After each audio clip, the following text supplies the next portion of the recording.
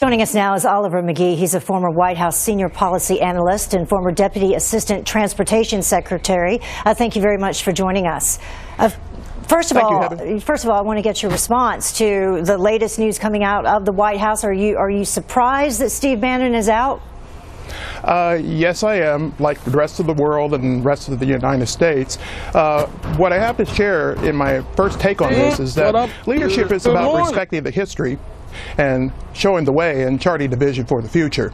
And essentially this shuffle that we see in presidential decision making probably is normal in an early administration, but ultimately what the president's powers are the power to appoint and power to sign, but most importantly the power to persuade. And so therefore when we went through this last weekend with Charlottesville, there might have been a little bit of rough and ready in the persuasion part. And so I think what you see right now is that the president is a national security instrument is probably right now being Kellyized, essentially trying to get a little bit more control in the White House, but as it tries to do duty of care, duty of trust, and duty of loyalty. The Washington Post put out this list, and if my math is correct, I believe that Steve Bannon makes number 15 who has either resigned or has been fired since the inauguration.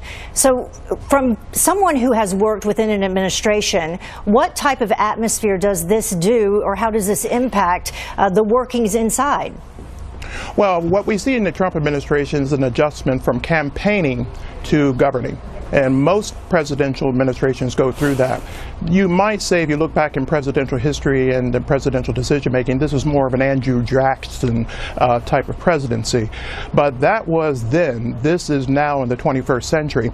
And with the 24/7 news cycle, social media, and all advances in technology, the art of persuasion for the presidency has definitely changed. So as we see President Trump become more Kellyized and become more in the line of what the presidency is, as I shared with you yesterday, Heather, it's about the diplomacy, the guns and the money, and most importantly, the law and order. We're going to see a little bit more of order inside the White House, because every tweet, every verbal communication, every utterance becomes a implication. We're going to a hard break, but thank you very much for joining us.